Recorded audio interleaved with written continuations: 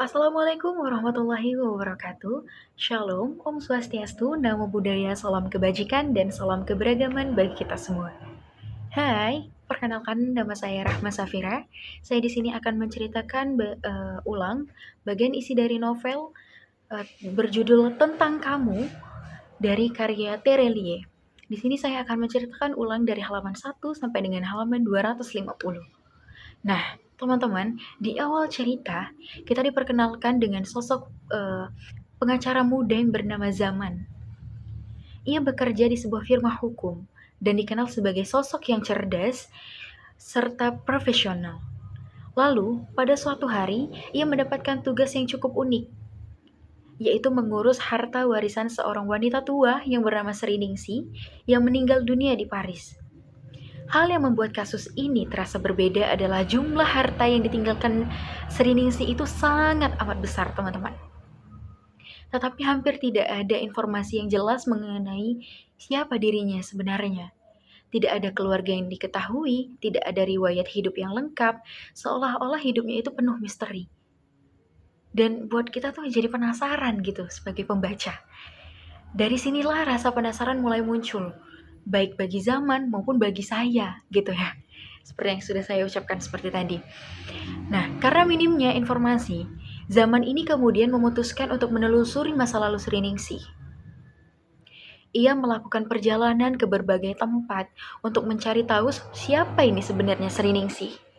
Dari proses pencarian inilah, cerita mulai beralih ke masa lalu, memperlihatkan kehidupan Sri Ningsi ini sejak kecil. Lalu, Sri Ningsi kecil hidup di sebuah pulau terpencil di Indonesia dengan kondisi kehidupan yang sangat amat sederhana.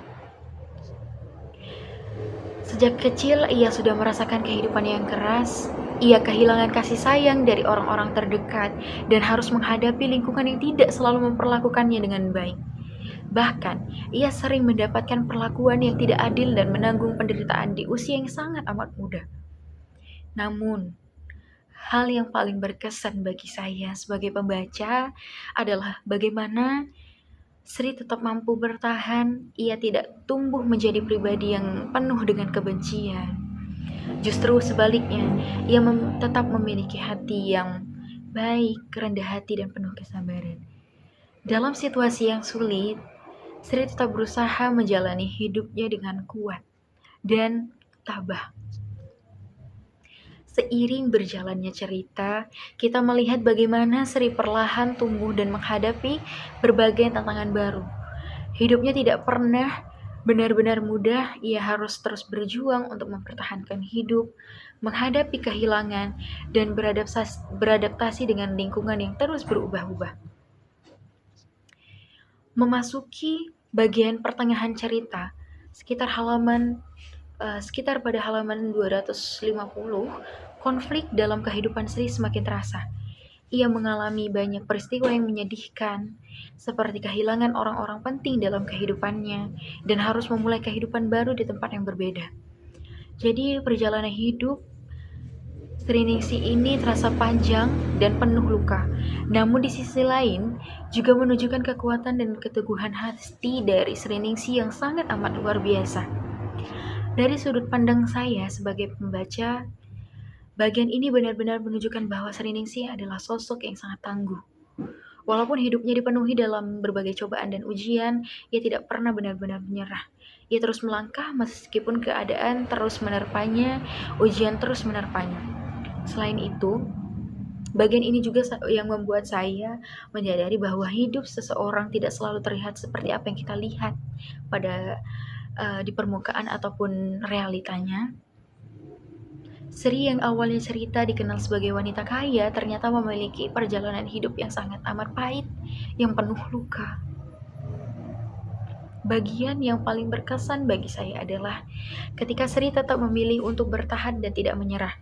Meskipun berada dalam kondisi yang sangat sulit, hal ini memberikan pelajaran bahwa kekuatan seseorang tidak hanya dilihat dari apa yang ia miliki, tetapi dari bagaimana ia mampu menghadapi dan melewati setiap masalah dalam kehidupannya. Sampai pada bagian ini, Saya merasa cerita dalam novel ini sangat menyentuh dan penuh makna. Cerita ini tidak hanya menggambarkan kesedihan, tetapi juga tentang harapan, keteguhan, dan arti dari sebuah perjalanan seseorang. Cerita ini juga membuat saya semakin penasaran dengan kelanjutan kisah Sri Ningsih, bagaimana ia sampai memiliki kehidupan seperti di awal cerita. Dan apa saja yang terjadi setelah perjalanan panjang yang ia lalui. Itulah cerita ulang dari saya untuk halaman 1 sampai dengan halaman 250 dari novel Tentang Kamu karya dari Teledie. Terima kasih sudah menyaksikan video ini. Saya ucapkan Assalamualaikum warahmatullahi wabarakatuh.